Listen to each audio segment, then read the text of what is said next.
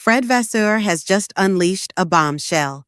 A revelation so incendiary, so brutally honest, that it's ripped the lid off the chaos that has been simmering beneath the surface within Ferrari all season. At last, after days of speculation, mounting frustration, and sheer deafening silence, the Ferrari team principal has finally spoken out. And what he has said concerning Lewis Hamilton and the radio discussions is utterly amazed the entire Formula One paddock.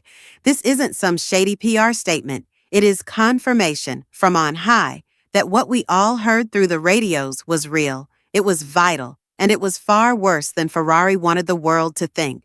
The radio messages, leaked already, were causing waves. Hamilton, bewildered and angry over mysterious car troubles. Leclerc, openly questioning strategy decisions during the race. Both drivers sounding totally removed from the pit wall. And then Vasseur stepped forward and confirmed what everyone suspected. The Canadian Grand Prix weekend was complete meltdown, from FP1 Leclerc crash to disaster qualifying, car damage, and bewildering strategy choices on race day. A recipe for disaster. But the most interesting thing? Vasseur did not spin it. He did not sugarcoat anything. He openly admitted the mistakes, acknowledged the communication failures, and directly addressed the pressure that's been building. Not just in the garage, but at the very core of Ferrari's race culture. His comments confirmed what fans and insiders have been whispering for weeks. The atmosphere inside Ferrari is tense, reactive, and unstable. Vasseur went so far as to say that the team is making too many mistakes, that the drivers are being put under huge pressure, and that there is a need for calm heads. But with both Hamilton and Leclerc now visibly and vocally frustrated, that calm appears further away than ever. So what exactly did Vasseur say? How bad is it in the Ferrari cockpit? What's the real story behind those shocking radio messages? And can this team recover before the season completely slips through their fingers?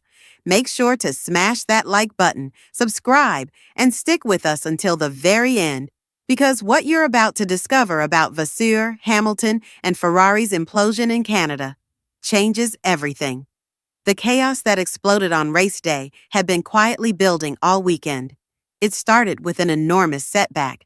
Charles Leclerc's crash in free practice 1, which left Ferrari to data gathering with one car. For a team hoping to challenge Red Bull and McLaren at the top, that's not just a rough patch, it's a strategic nightmare. And it did not end there. On Saturday in quarter 3, Leclerc was in blistering form. He put down the fastest first sector of the day, and then, for no apparent reason anyone could comprehend, eased off. Why? He was held up, and Ferrari had not warned him. A communication breakdown. A basic, simple error, at the worst possible moment. That mistake cost Leclerc a lot. It cost Ferrari track position, and it set the tone for what would be a car smash of a Sunday. Then came the race, and with it, an unraveling of monumental proportions. Lewis Hamilton, starting ahead, should have been Ferrari's spearhead. But instead of charging forward, he was hit immediately by a mysterious lack of performance. Mid-race, his engineer, Riccardo Adami, sent a chilling message. We do see a loss of downforce in the car, or damage, perhaps 20 points behind. Hamilton, already struggling with rear-end instability, responded with increasing puzzlement and irritation. Is that rear down for us? Because the rear is loose. He was desperately attempting to make sense of what was happening beneath him. The response of the pit wall? It's quite balanced. That told it all. Hamilton was reporting a borderline undrivable car, rear instability, brake problems, loss of power, and yet the pit wall telling him that all was fine. The disconnect was stunning. There followed a series of radio exchanges that made front-page headlines around the world. Why is this car so slow? Out of power, out of pace, boys. That was beyond anger. That was the sound of a 7-time world champion realizing he was driving a car that wasn't even fit to compete. That wasn't just a complaint. It was the sound of a champion realizing that the car he was given wasn't fit to compete. And when the team told him he was 25 seconds behind, he snapped, "Where have I lost 25 seconds?" His tone was stunned, almost sarcastic. It wasn't about being overtaken or outdriven, it was about being completely left in the dark, and his message was clear: if Ferrari had a plan, they hadn't shared it with him. Meanwhile, was locked in a strategic farce of his own. When told Midra to switch to Plan B, he responded bluntly, "I think Plan C," short tense, suggestive of a driver who no longer trusted what was coming from the pit wall. Then came the flashpoint. Ferrari called him into the pits, and Leclerc exploded. "Why have we boxed? Why did we box?" He demanded the answer. "We're on Plan B." Leclerc's reply was cutting. "Yeah, but I was just telling you, tires were fine." That one line said it all. That pit wall had ignored their driver again. Leclerc was managing the tires. Well, had made it clear he wanted to extend his stint, and yet the team had overridden him without listening. It wasn't just a tactical misstep, it was a breach of trust, and this is where Fred Verse's post-race revelations hit like a thunderclap. Speaking to Sky Sports F1, Vasseur didn't deflect. He didn't sugarcoat the disaster. He acknowledged that the weekend was riddled with problems too many to count. One car running in FP1, miscommunication in qualifying, a strategy on Sunday that simply didn't work. It's too much for a single weekend. He admitted, coming from a team principal, that's an extraordinary confession. But what he said next was even more shocking when asked about the pit stop strategy.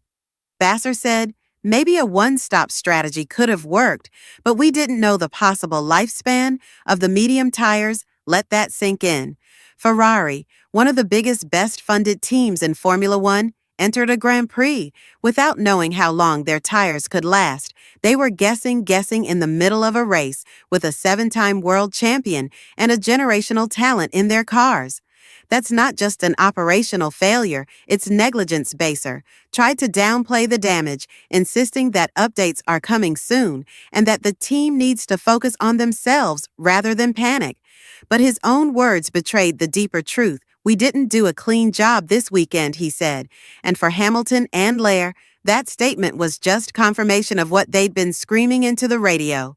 Leclerc and Hamilton weren't throwing tantrums. They were delivering clinical, calculated critiques of a team that simply wasn't performing. And now that Vasseur has backed them up publicly, it's clear that these weren't just emotional outbursts. They were symptoms of a deeper issue. Ferrari's problems are no longer hidden.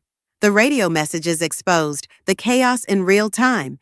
Vasseur's interview confirmed that the team is aware and overwhelmed, and now the spotlight is blinding. The next Grand Prix won't just be about fighting Red Bull and McLaren. It'll be about proving that Ferrari can hold itself together under pressure. Because if they can't, this dream partnership lurk, and Hamilton could turn into one of the biggest missed opportunities in F1 history.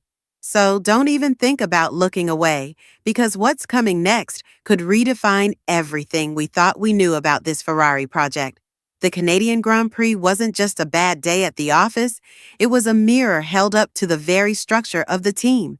The radio chaos, the baffling decisions, the complete lack of clarity, all of it has revealed cracks that go far beyond the drivers. What we're witnessing may well be the beginning of a crisis, not just in results, but in identity. What does Ferrari stand for? Right now, precision, excellence, strategy, or confusion, missed opportunities, and internal disconnect. And here's the frightening part. The storm isn't over. It's only just begun. The pressure on Vasseur is now unlike anything he's faced since stepping into the role. The pressure on Leclerc is building as he watches his career drift further from the title he's dreamed of since childhood. And for Hamilton, who made the boldest move of his career by joining Ferrari, the weight of expectation, frustration, and doubt is becoming heavier with every passing lap. With the next race fast approaching, every decision Ferrari makes from this point forward will be under a microscope.